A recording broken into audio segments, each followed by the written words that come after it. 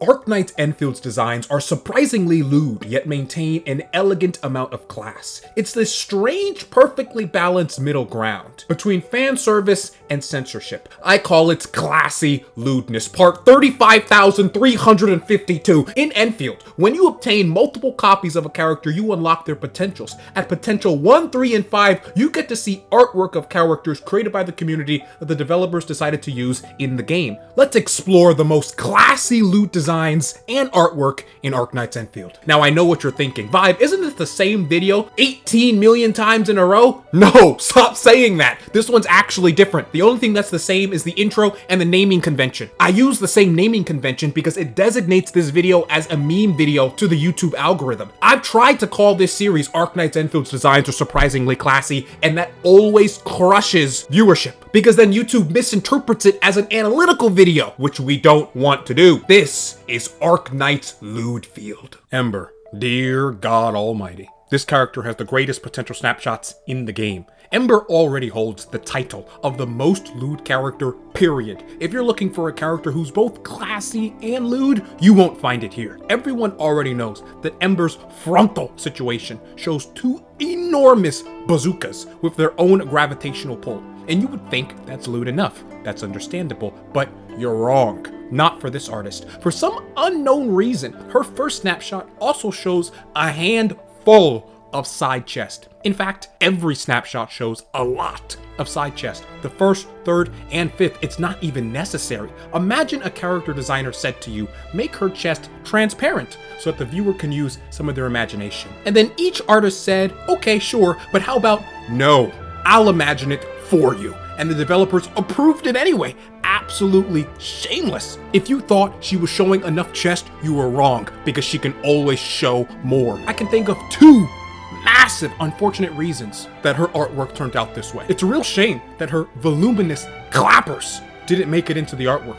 There is a whole world of Embers that is unrepresented in her artwork, and you and I both know is out there. What a game. Shahi, our father, who art in heaven, thy waifu come, she will be done on earth as it is in heaven. Give us this day our daily cheeks, and forgive us of our trespasses, as we forgive those who trespass against us. Lead us not into temptation, but deliver us from evil. For thine is the kingdom and the power and the glory forever and ever. Amen. Lord, have mercy on my soul. Shahi is unbelievably bad. Smite me not, for I speak your name in vain. I don't know what she's thinking about, but something tells me she's about to show me a land filled with milk and honeys. Shahi is the queen of sleeper nuns, whose lewdness you can only appreciate in drawings and art, because it's damn near impossible to see it in the game. All of the artwork doesn't make her more lewd, it just shows lewdness that is completely covered in the game. Her splash art presents a surprising amount of center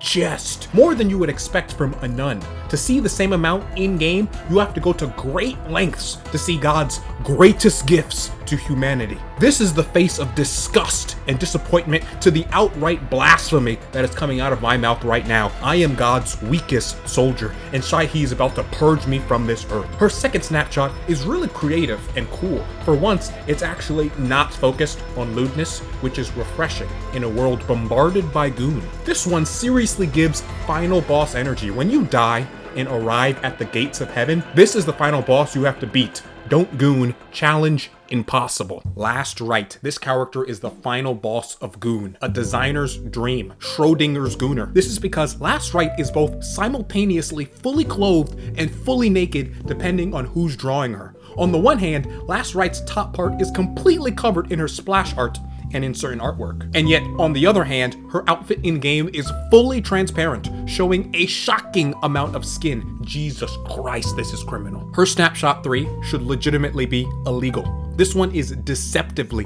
extremely lewd, but it's impossible to tell. The color scheme is deliberately designed to draw little distinction between her skin and her clothing. It's hard to tell, but her pants are lower than you think, and her black strap around her groin is the only thing standing between me and paradise. You might be surprised to hear this, but this is actually classy lewdness, but you can't even tell upon an initial glance. Is it just me, or is Last Wright not wearing any clothing at all? Good grief, I'm not gonna last until the end of this video. For her snapshot 5, I am absolutely positively certain her chest is not that big. Is it the angle or her straightened posture that's causing this illusion? But that's not even the biggest problem I have with this picture. Is it just me, or can you see a small protrusion on her left chest, indicating that which shall not be named? I jokingly call a lot of things illegal in my videos because I like to poke fun at the designs, but this one actually is. You're not allowed to do that. Conveniently, there is plausible deniability because it's small and unclear. Nevertheless, I know that's a nipple. That's the lewd, but I can't prove it yet. That's the class.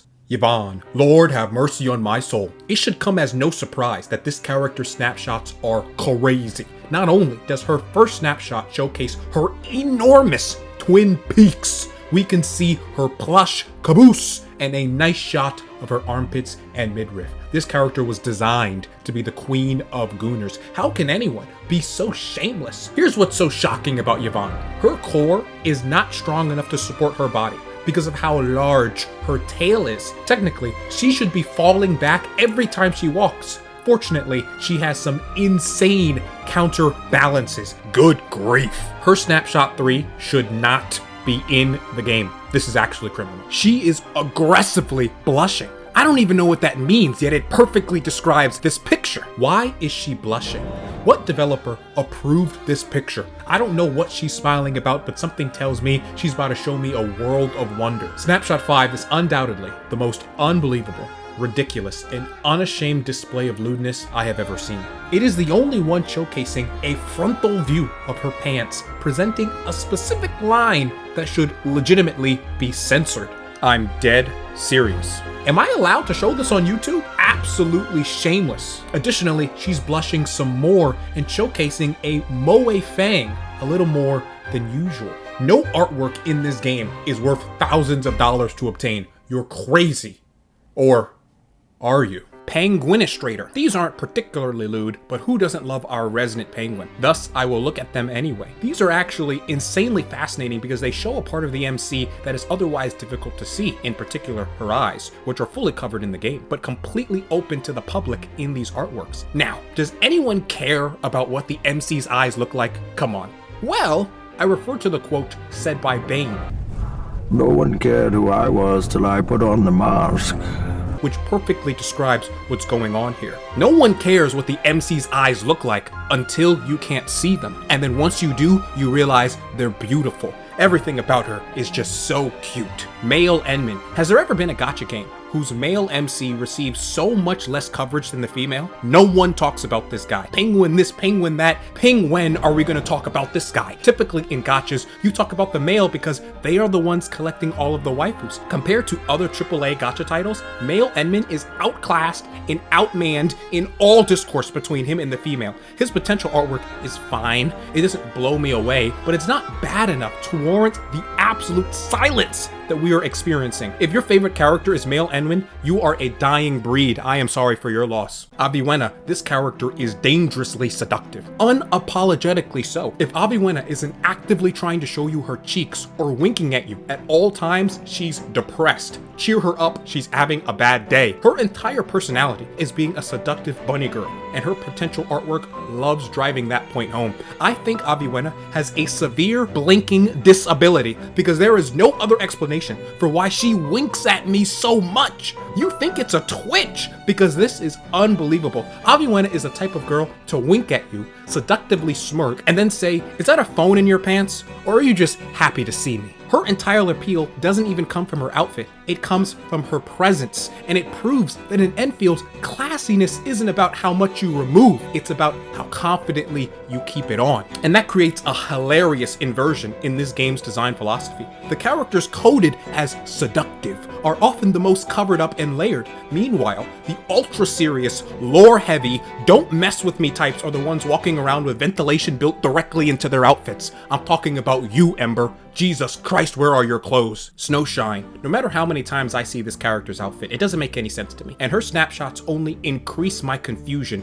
not decrease. Good grief, this character is lewd. And she's the only one who has a design-based reason for being literally naked. Her outfit is objectively chaotic, and I mean that in the most respectful way possible, because I'm looking respectfully. She's marketed as a winter sports athlete, someone who voluntarily launches herself down icy mountains at high speed, and yet her wardrobe suggests she packed for mild autumn breeze. But fortunately for her, she's a polar bear, which changes everything. As a polar bear, she's an apex predator engineered by nature to treat sub-zero temperatures like mild inconvenience. And she's also a snowboarder, which you'd only realize if someone told you, because visually she looks prepared for a Fashion Week runway, not a blizzard. Ignore the fact that she has little fur, which would make her warm in the first place. Don't get stuck on the details, you silly goober. What we do know is that the contrast is doing all of the heavy lifting. She has the built-in excuse to be practical, functional enough to justify the theme,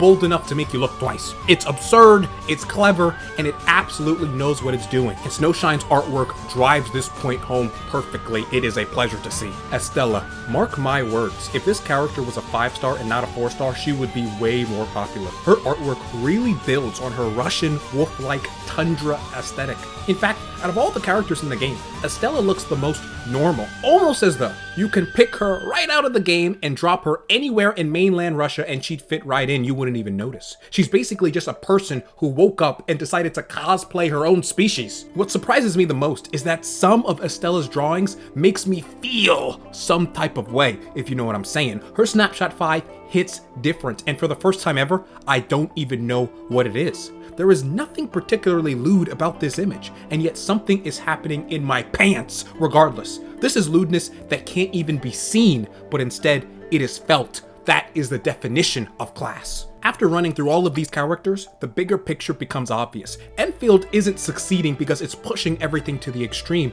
it's succeeding because it understands contrast. Avywenna proves that presence can outshine exposure. Snowshine shows that absurdity can be justified if the concept is confident enough, and Last Wright exists in a constant visual paradox. After going through all of this, the real takeaway isn't that Enfield is shameless, even though some characters definitely are. It's that it's calculated. Some characters are layered and composed, but radiate confidence. Others are technically revealing, yet framed with restraint. A few are active, walking contradictions, but none of it feels accidental or over the top. Even the chaos has structures. That's why the game maintains its image. It flirts with excess, but never fully collapses into it. It allows interpretation without losing control. It creates tension between elegance and boldness, and then lives in that tension comfortably. In the end, the secret isn't about how much skin is shown, it's how well the design understands itself.